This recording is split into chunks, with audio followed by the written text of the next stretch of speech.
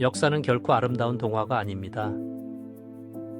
승자의 영광 뒤엔 잔혹한 피비린내가 진동하죠. 제2대 왕이 된 유리의 삶도 마찬가지였습니다. 낡은 칼 한 자루로 아버지 주몽을 찾아가 소선호 세력을 몰아내고 얻어낸 피 묻은 왕좌. 하지만 스스로 빼앗은 왕관의 무게는 잔혹했죠. 유리의 권력 기반은 너무나도 허약했습니다.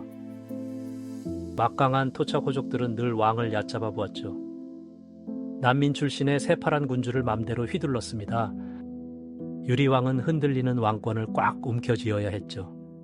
왕비 송씨가 일찍 죽자 절호의 기회가 찾아옵니다. 호족들을 견제할 치밀한 정략 결혼을 추진한 겁니다. 골천 출신의 화희와 한인 출신의 치희입니다. 별을 뜻하는 화희는 거대한 농경 세력의 상징이었고 꿩을 뜻하는 치희는 떠도는 수렵 세력의 상징이었죠. 권력을 위해 두 파벌의 여인을 동시에 품은 겁니다. 하지만 이 비정한 선택은 끔찍한 재앙이 됩니다. 화희와 치희는 궁궐 안에서 매일같이 충돌했습니다.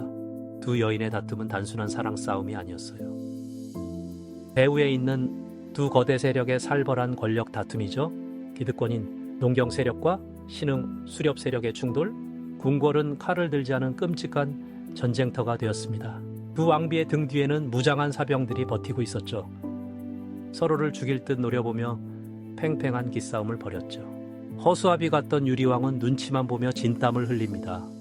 감히 어느 한쪽의 편을 섣불리 들 수가 없었거든요. 한쪽을 누르면 당장 거대한 반란이 터질 판이었습니다. 왕권이 바닥에 떨어진 군주의 비참한 한계였죠. 유리왕은 결국 두 여인에게 각각 궁궐을 따로 지어줍니다. 양곡의 동쪽과 서쪽으로 두 세력을 갈라놓은 겁니다.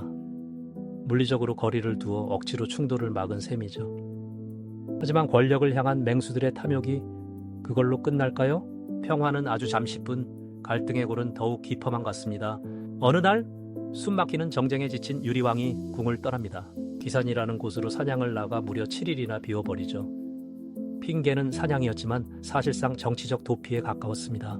파벌 싸움의 스트레스를 견디지 못하고 도망친 군주. 왕이 자리를 비운 궁궐은 브레이크 고장난 마차였죠. 막강한 기득권층이었던 화희가 마침내 이빨을 드러냅니다. 굴러온 돌인 이방인 치희를 완벽히 짓밟기로 작정한 거죠. 화희는 거만한 얼굴로 치희의 궁으로 쳐들어갑니다. 수많은 호위병을 거느리고 무력 시위를 벌이며 압박하죠. 그리고 입에 담지 못할 지독한 모욕을 퍼붓기 시작해요. 너는 근본도 없는 천박한 이방인 계집일 뿐이다. 한나라 출신 첨년 주제에 감히 내 앞에서 고개를 들어? 오만한 귀족 여인의 독설이 차가운 궁궐을 가득 채웠죠.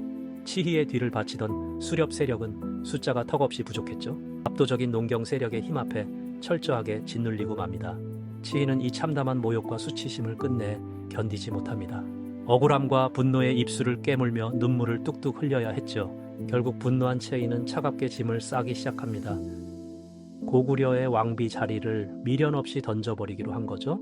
자신을 따르는 세력을 이끌고 매몰차게 궁을 떠납니다. 다시는 돌아오지 않겠다는 굳은 결심을 품고 말이죠. 치희의 퇴장은 단순한 첩의 가출이 절대 아니었습니다. 왕을 지지해주던 외곽 세력의 뼈아픈 붕괴를 뜻했으니까요. 7일 만에 사냥에서 돌아온 유리왕은 경악을 금치 못합니다. 자신이 믿었던 정치적 날개 한쪽이 무참히 꺾여버린 거죠. 파벌의 균형이 무너지면 자신의 목숨도 위태로웠습니다. 다급해진 유리왕은 직접 말에 올라타 미친 듯이 쫓아갑니다. 체면이고 뭐고 다 버리고 치희가 떠난 지 흙먼지 길을 달렸죠.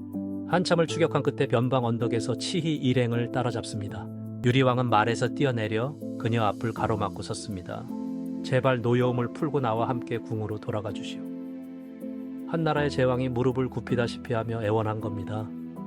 하지만 단단히 상처받은 치희의 표정은 얼음장처럼 차가웠죠. 그녀는 유리왕의 눈을 똑바로 피하며 싸늘하게 고개를 돌립니다. 당신의 무능함 탓에 내가 당한 수모를 벌써 잊으셨습니까? 나를 지켜주지도 못한 비겁한 사내의 곁으로 돌아갈 순 없소. 치희는 왕의 간절한 손길을 차갑게 뿌리치고 돌아섭니다. 거대한 수렵 세력의 깃발들이 왕을 뒤로 한 채 멀어져 갑니다.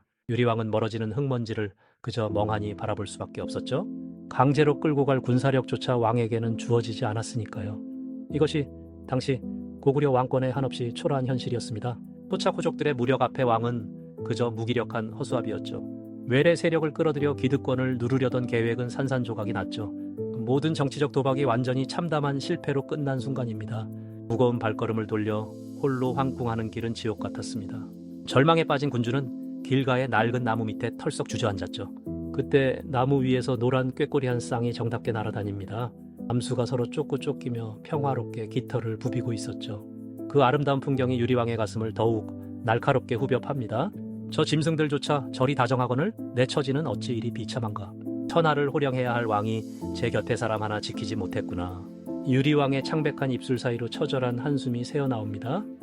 그리고 우리는 모두 이 순간 탄생한 기막힌 시를 하나 알고 있죠. 국어 시간에 지겹도록 외웠던 고구려 최초의 서정시 황조가 펄펄 나는 저 꾀꼬리는 암수 서로 정답게 논이는데 외로워라 이 내 몸은 도대체 그 니와 함께 돌아갈고.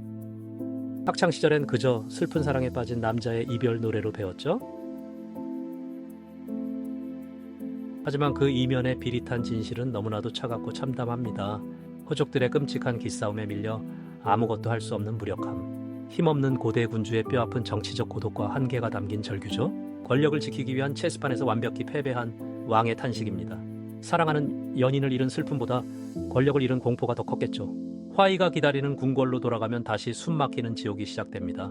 기세등등한 토착 세력의 비웃음을 홀로 감당해야만 했으니까요. 유리왕은 나무 아래서 얼마나 오래도록 피눈물을 삼켰을까요? 하지만 권력의 세계는 약자의 눈물을 결코 동정하지 않습니다. 약점을 보인 군주는 언제 늑대들에게 뜯어먹힐지 모르니까요. 결국 왕권이 바닥까지 추락한 유리는 편집증적인 광기에 휩싸입니다. 정적들의 눈치를 보느라 매일 밤 식은땀을 흘리며 불면증에 시달렸죠. 나의 이 나약함을 들키면은 내 목이 날아갈지도 모른다는 극도의 공포. 권력을 잃지 않기 위해 그는 상상을 초월하는 끔찍한 짓을 저지릅니다. 인간의 상식을 완전히 벗어난 차가운 피의 숙청을 결심한 것이죠. 타깃은 다름 아닌 자신의 친아들 20살의 해명태자였습니다. 장남이 죽은 뒤 차기 대권을 쥔 해명은 백성들의 압도적 지지를 받았죠.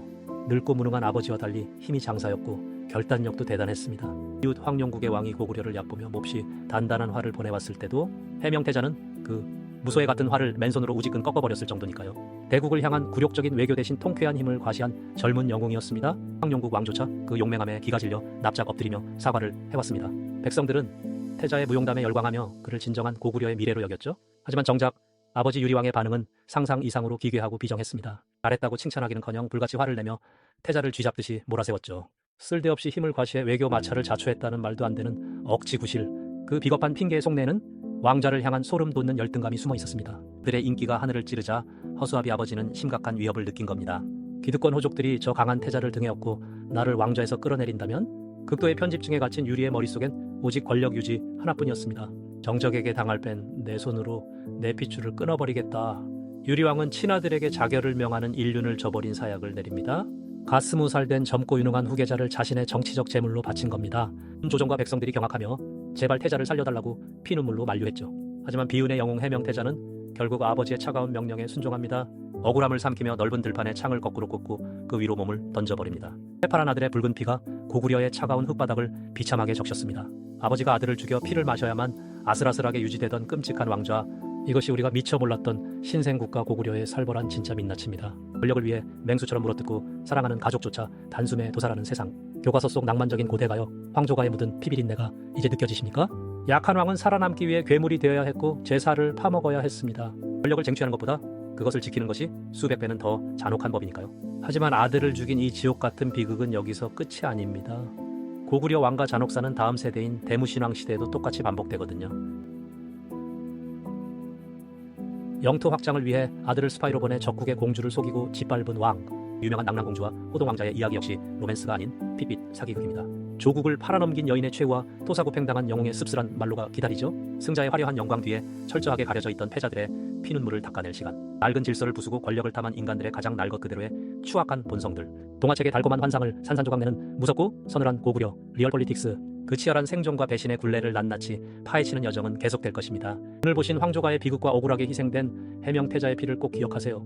권력의 재단 위에 받쳐진 약자들의 억울한 원혼이 고대사를 지탱하고 있으니까요. 다음 화, 정보교에 미친 대무신왕과 낭랑의 북을 찢은 스파이 호동의 이야기. 아버지를 위해 손에 피를 묻힌 호동왕자는 과연 어떤 끔찍한 배신을 당할까요? 정비의 녹살스러운 모함과 권력을 향한 궁중 여인들의 잔혹한 암투가 펼쳐집니다. 강한 자만이 살아남는 승자독식의 지옥, 그 비정한 왕좌의 게임을 지켜봐 주십시오. 역사는 오늘날의 우리를 비추는 가장 차갑고 예리한 피 묻은 거울입니다. 피로 물든 제국의 네 번째 장, 제4화 낭랑공주와 스파이 왕자에서 뵙겠습니다.